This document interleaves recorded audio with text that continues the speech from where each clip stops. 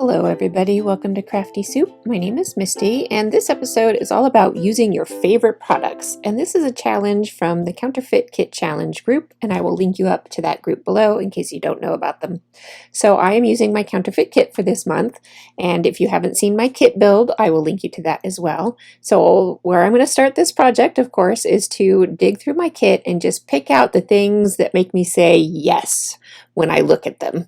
And so there's a lot of things in this kit that I like, but not everything is exactly my favorite. So I'm just waiting for that kind of yes feeling in my gut when I am pulling all of these things. So I start with embellishments and then I move on to papers, and I don't feel like I need a whole lot of paper. So I did pull out these 4 papers, and at first I thought, well, maybe I will go with a circular design for this layout. Oh, but before we get to that, the next step is to pick my photos to go with this project. So I chose photos that would work with this theme of home and love that were in some of the journaling cards that I picked out. And then I have this little box of word strips that I created myself from a stamp set. And I'm playing around with these word bits, and I just have my embellishments organized here so I can kind of think about things as I get to that point. And I decided I'm going to use those word strips for my title. Now here's where I'm thinking about doing a circular design. And at first I thought I would use another sheet of pattern paper, but because none of my other sheets are large enough, this kaleidoscope paper has to be the base of my design. And because it is so gorgeous, I did not want to cover up too much of that paper. So you saw me messing around with my words there, and at first I thought maybe I'll color block them so I don't lose that lose a lot of that paper, but then I decided, no, I really like the idea of a circle. So I'm going to try and keep my circle as small as possible while still being a spot to contain my photos. And I'm just cutting out wonky circles by hand because I'm going to make this more of a quilty looking layout because of that background paper has a quilty vibe. And being messy is faster and easier. Now this other paper that I wanted to use, I wanted to keep that color very light because that's where my title is going to sit. So I want a lot of contrast between my words and my title. And oh, I'm roughing up the edges of everything to just kind of give it more texture and dimension. And because I do want that quilt look, I am going to run everything through my sewing machine, and I wasn't worried when I was roughing up those textures that if I got any slits or anything in the paper, I could just stitch over them and use them as a little patchwork bit. So I'm getting those things adhered down, so the base of my layout is solid and ready to move on to the next step. Now I'm pretty happy with that pink half circle up there, and it's gonna be a great spot for my title. So I offset the rest of the circle down to the bottom right a little bit so that I could keep a lot of the texture of that background paper going on so I don't lose it. And then I started playing with this pretty branding strip from that background pattern paper, and at first I wasn't sure it would fit through my little border strip punch, but it fit just right, so I was able to keep this scallop border, which I really like scallops, and so that was I picked my punch out as one of my favorites.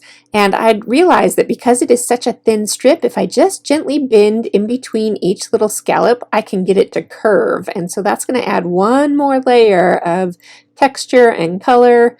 And I do think about curving it around the outside, but then I decide I like it better on the inside. So yeah, that adds one more layer of texture and color to what I've got going on for this layout. And now I'm ready to see how my title is going to fit onto everything. And so I decided to keep each kind of little adjective about my daughter in its own color. So it says, my wonderful, amazing, pretty great kid. And the kid alphabets are just from my stash.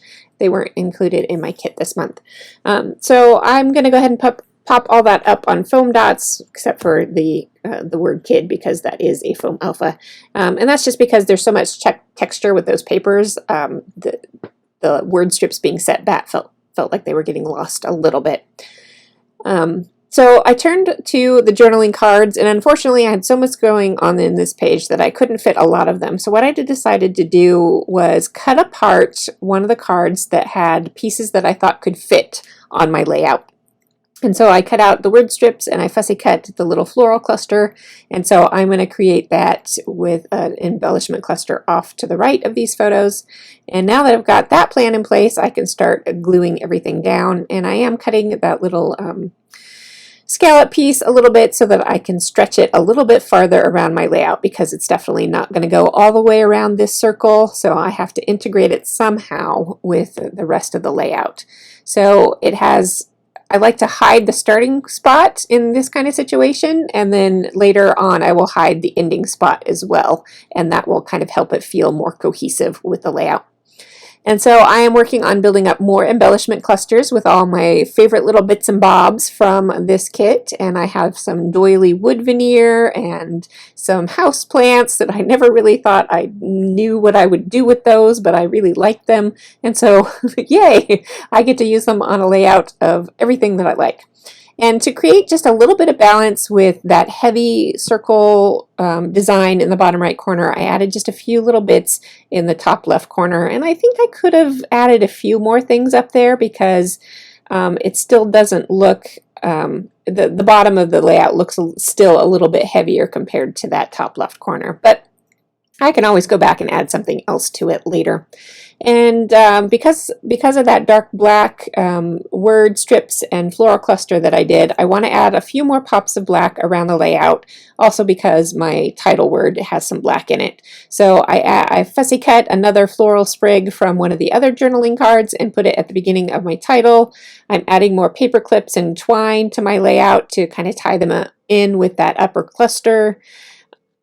And then I'm just layering up all of my bits and pieces so that they feel like cohesive clusters and embellishments. And that's where I hide the end of my little scallop strip. And I add a few little hearts here and there, and then that's when I realized I also have a heart punch in my kit, and so I wanted to add a little bit more black to those clusters, and the heart punch was the perfect way to do that. So a little bit up there at the top, and then a little bit down near the beginning of my title. And then just throwing on a few bits and sprinkles of these enamel dots, because I love enamel dots. And I just kind of spread out the colors a little bit because this layout is so colorful. It was easy to use up whatever colors on this little embellishment sticker sheet that I wanted to. So that was perfect to add a little splash of color there at the end. So we'll take a look at some of these close-up pictures, and if you got something useful out of this video, I would really appreciate a like, and I just appreciate you being here in general, because I know there's a lot of options out there on YouTube, and so thank you for choosing to be here with me today. I had a plan for another video on Friday, but with the way my schedule is going, it looks like I'm going to have to push it back to Monday, so do come back and join me then. I'll see you next time.